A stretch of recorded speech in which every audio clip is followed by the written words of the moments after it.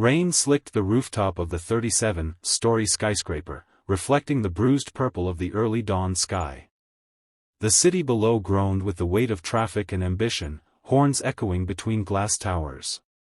At this hour, only a handful of people were awake inside Halcyon Enterprises, one of the world's biggest tech conglomerates. Among them was Alex Carter, single father, janitor, invisible fixture of the building. He moved his mop like a slow metronome across the rooftop terrace, pushing puddles toward the drains. He had been up since 4, brewing coffee and packing lunch for his 8-year-old daughter, Lily, before dropping her at school. Now, as dawn crept in, he was finishing his shift, the wind tugging at his worn jacket. Alex wasn't supposed to be up here this long. He'd only come to collect discarded coffee cups after a late-night board meeting, but the storm had left a mess, and he hated leaving things half-done. In a city obsessed with appearances, he had a stubborn pride in making something shine. He never noticed the figure at first, the woman standing far too close to the edge of the rooftop. She wore a slate-gray coat over a pale dress, her hair pulled back in a low chignon already unraveling in the wind. Her heels were kicked off, lying abandoned a few feet behind her. She was staring down at the city like someone gazing at an ocean, lost in the undertow. Alex paused. The mop handle trembled slightly in his hands. "Ma'am," he called out, voice careful, like approaching a stray animal. No response. She didn't even flinch. He set the mop aside and edged closer, the wind catching his breath. "Are you okay?" Still nothing. Just the faint tremor of her shoulders. He recognized her then, not personally, but from the endless photos and news clips plastered across business channels. Victoria Hale, CEO of Halcyon Enterprises. The billionaire herself. The woman rumored to have toppled competitors and clawed her way to the top with brilliance and ice-cold precision. Except now she didn't look like a titan. She looked small. Breakable. Alex's heart drummed. He thought of Lily. He thought of all the nights he'd been one bad decision away from losing everything. He'd never forgive himself if he walked away. He took another step, his boots skidding slightly on the wet concrete. "Victoria," he said softly, "it's slippery up here. Please step back." Her head turned just enough for him to see her eyes, red-rimmed, vacant, like she was already somewhere else. "Don't," she whispered. "Just go." "I can't do that." He kept his voice low, steady. "I'm a dad. I've seen what it does to kids when someone's gone." Something flickered across her face, barely perceptible. The wind gusted again, hard enough to push at her coat. She wavered on her heels. Instinct surged through him. Alex lunged, grabbing her arm just as she teetered. Her body stiffened under his grip, but she didn't fight. He pulled gently but firmly, stepping back, anchoring her against his chest. For a moment they stood there, both of them trembling, the rain plastering their clothes together. Then Victoria's knees buckled.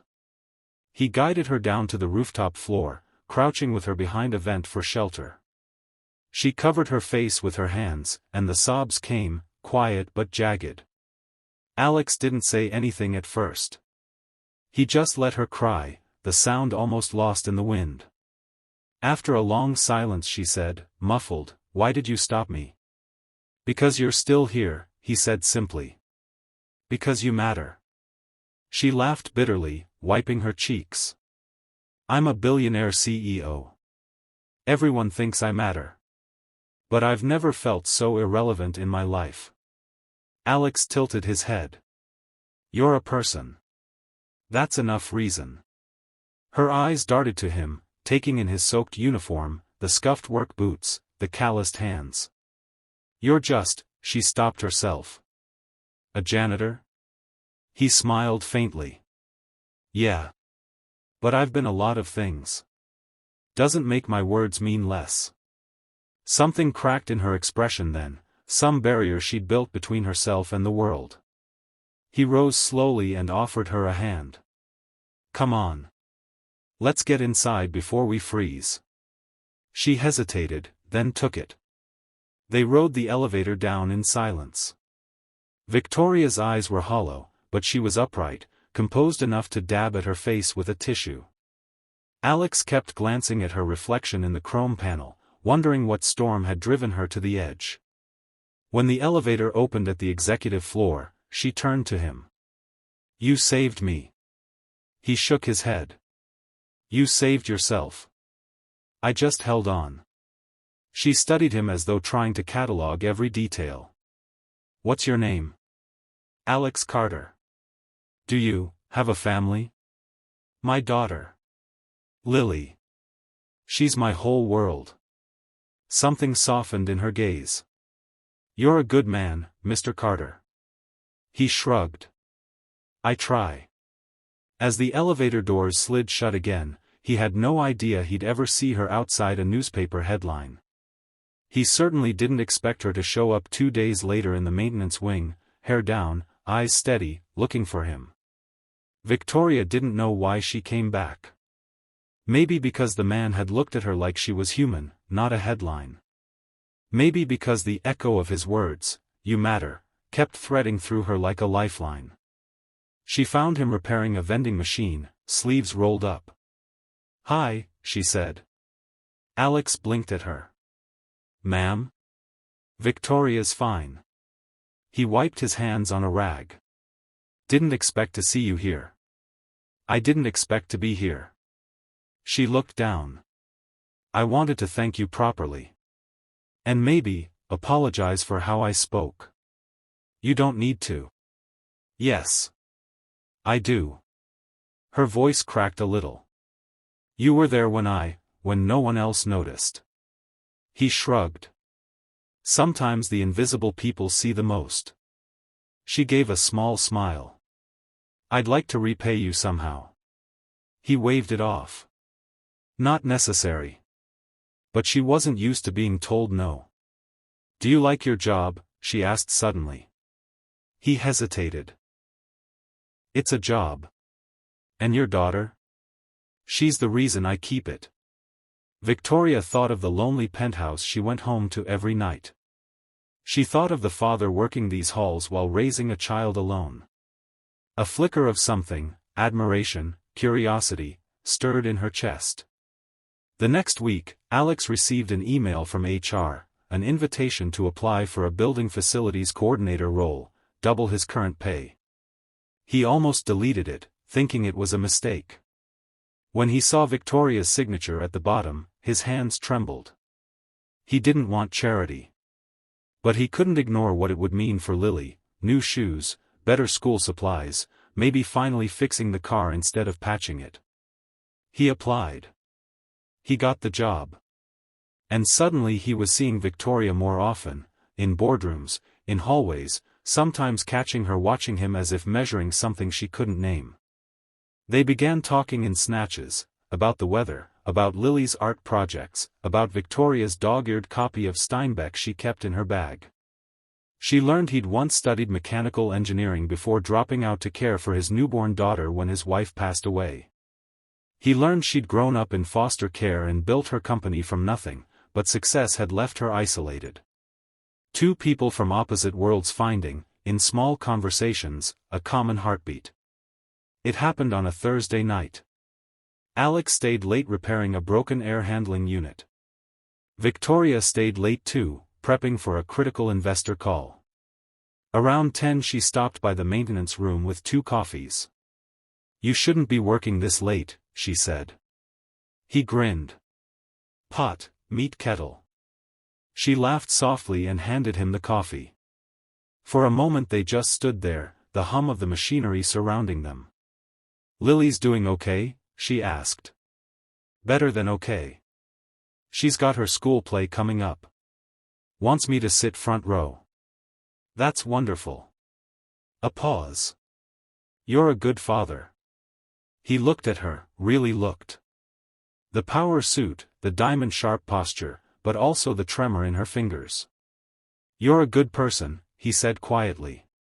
She blinked fast. "I'm trying to be." Something hung between them then, an unspoken recognition. Weeks turned into months. Victoria found excuses to stop by the maintenance wing. Alex found excuses to drop off reports in person. She attended Lily's school play, sitting quietly in the back so as not to draw attention. Lily later told her dad the lady with the nice scarf had clapped the loudest. On a rainy evening not unlike the one on the rooftop, Victoria invited Alex and Lily to a charity gala as her guests. It was Lily's first time in a dress that glittered under chandeliers, Alex's first time in a tuxedo since his wedding. Victoria introduced them as friends, but the way she looked at Alex across the table said more. During the gala, a board member cornered Victoria, sneering about her charity projects and implying Alex was some PR stunt. She shut him down with a single icy glance, then took Alex and Lily to the rooftop garden to watch the city lights instead. "Don't listen to people like him," she told Alex, her hand brushing his. "I stopped listening to people like that a long time ago," he said. But his heart was pounding. The turning point came one winter night when Lily fell ill with a high fever. Alex couldn't afford the best pediatric clinic, but Victoria made one call and had a top doctor at their apartment within the hour. She stayed until dawn, sitting on the couch, holding Lily's hand while Alex paced. Watching her, Alex realized something had shifted. This woman who once stood on a rooftop edge now sat in a cramped apartment, murmuring to a child she barely knew, her eyes tender. After the doctor left, Alex found Victoria in the kitchen making tea. "You didn't have to do that," he said softly. "I wanted to," she replied. He hesitated, then said, "You're part of her life now." Victoria looked at him, eyes bright but steady. "I'd like to be part of yours too." What followed wasn't a fairy tale montage but a slow weaving of two lives: morning coffees, shared walks, Sunday afternoons fixing things around her penthouse while Lily explored the rooftop garden. Victoria learned how to braid hair. Alex learned how to navigate fundraising dinners. There were arguments too, about privacy, about trust, about the ghosts they both carried. But there was also laughter, small and real, echoing through halls where silence used to be. Victoria still had bad days. Alex still struggled with guilt over his late wife and the feeling he didn't belong in Victoria's world. But slowly, quietly, they built something new. It was almost a year to the day since the rooftop when Victoria called him up there again, this time under a bright spring sky. He arrived to find her standing at the edge, but this time not looking down. She was looking out, holding Lily's hand. "I wanted to show her the view," Victoria said, smiling. Lily grinned. "It's so high." Alex looked at them both and felt something settle in his chest, like an anchor. Victoria turned to him. "You saved me that night." "I already told you." "No," she interrupted. "You saved me. And you changed me. I want you to know I'm grateful. Every day." He swallowed hard. "I'm grateful too." She reached into her coat pocket and pulled out a small velvet box. Alex blinked. "What?" She opened it. Inside was a simple gold band. "I don't need a ceremony or headlines," she said quietly. "I just want a family. With you. With Lily. If you'll have me." For a long moment all he could do was stare. Then he laughed softly, tears threatening. "Yes," he said. 1,000 times yes." Lily squealed, hugging them both. The wind swept around them, but this time it felt like a blessing, not a threat. And high above the city, on the rooftop where despair had once almost won, a new chapter began, built on kindness, selflessness, and the power of humanity.